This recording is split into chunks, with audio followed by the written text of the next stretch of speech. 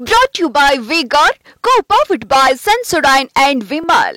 ಬಾಯಲ್ಲಿ ಹೇಳಿ ಕೇಸರಿ. Associate sponsor Ultratech Cement.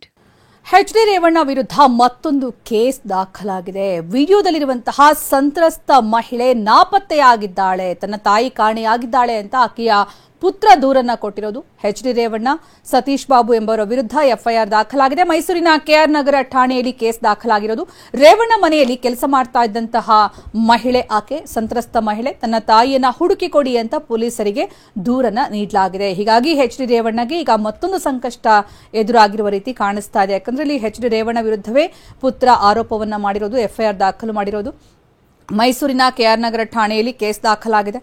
ವಿಡಿಯೋದಲ್ಲಿರುವಂತಹ ಸಂತ್ರಸ್ತ ಮಹಿಳೆ, ಮನೆ ಕೆಲಸ ಮಾಡಿಕೊಂಡಿದ್ದಂತಹ ಮಹಿಳೆ ಏನು ಗಂಭೀರ ಆರೋಪವನ್ನ ಮಾಡಿದ್ದಾಳೆ ಎಚ್.ಡಿ. ರೇವಣ್ಣ ಹಾಗೂ ಪ್ರಜ್ವಲ್ ರೇವಣ್ಣ ವಿರುದ್ಧ. ಆ ಮಹಿಳೆ ಕಾಣೆಯಾಗಿದ್ದಾಳೆ ಅಂತ ಪುತ್ರನಿಂದ ದೂರು ದಾಖಲಾಗಿರೋದು.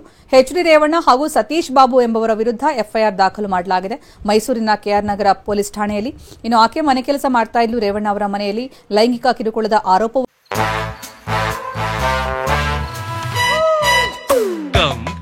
Come, my love, please don't say no, baby. Come, my love. V-Guard ನ air coolers extra large cooling pad ನೊಂದಿಗೆ ಇದು ಎಂತೆಂಥವರನ್ನು ಕೂಲ್ ಆಗಿಸುತ್ತೆ. V-Guard air coolers, long lasting cooling ಮಾಡಿದ್ರು.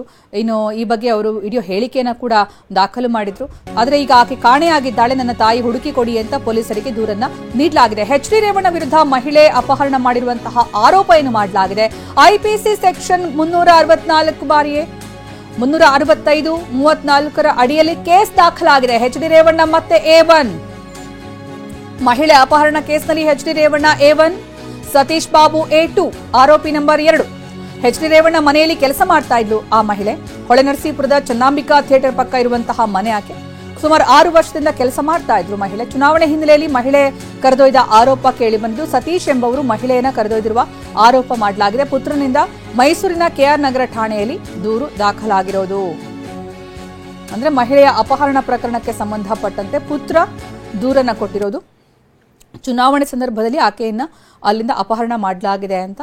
ಹಾಗಾಗಿ ಇಲ್ಲಿ ಈ ಪ್ರಕರಣದಲ್ಲಿ A1 ಆಗಿ ಎಚ್.ಡಿ. ರೇವಣ್ಣ, A2 ಆಗಿ ಸತೀಶ್ ಬಾಬು. ಸತೀಶ್ ಬಾಬು ಯಾರು ಅಂದ್ರೆ ಎಚ್.ಡಿ. ರೇವಣ್ಣ ಅವರ ಬೆಂಬಲಿಗ. ಅವರೇ ಮಹಿಳೆಯನ್ನ ಕರ್ಕೊಂಡು ಹೋಗಿದ್ದಾರೆ ಅನ್ನುವಂತಹ ಆರೋಪವನ್ನ ಆ ಮಹಿಳೆಯ ಪುತ್ರ ಮಾಡ್ತಾ ಇರೋದು. ಆಕೆ ಮನೆ ಕೆಲಸವನ್ನ ಮಾಡ್ಕೊಂಡಿದ್ರು ಎಚ್.ಡಿ. ರೇವಣ್ಣ ಅವರ ನಿವಾಸದಲ್ಲಿ. ಇನ್ನು ಈ ಪ್ರಕರಣದಲ್ಲಿ ಆಕೆ ಸಂತ್ರಸ್ತೆಯೂ ಕೂಡ. ಹಾಗಾಗಿ ಆಕೆ ಮಾಡಿರುವಂತಹ ಗಂಭೀರ ಆರೋಪದ ಬಳಿಕ ಆಕೆಯ ಅಪಹರಣ ಆಗಿದೆಯಾ? ಹಾಗಾದ್ರೆ ಯಾರು ಅಪಹರಣ ಮಾಡಿರೋದು? ವಿಡಿಯೋದಲ್ಲಿರುವಂತಹ ಮಹಿಳೆ ನಾಪತ್ತೆಯಾಗೋದ್ರ ಹಿಂದೆ ಯಾರ ಕೈವಾಡ ಇದೆ? ಈಗ ಆಕೆಯ ಪುತ್ರನೇ ಕೇಸ್ ದಾಖಲು ಮಾಡಿರೋದು. Brought to you by V-Guard, co-powered by Sensodyne and Vimal. ಬಾಯಲ್ಲಿ ಹೇಳಿ ಕೇಸರಿ. Associate sponsor Ultratech Cement.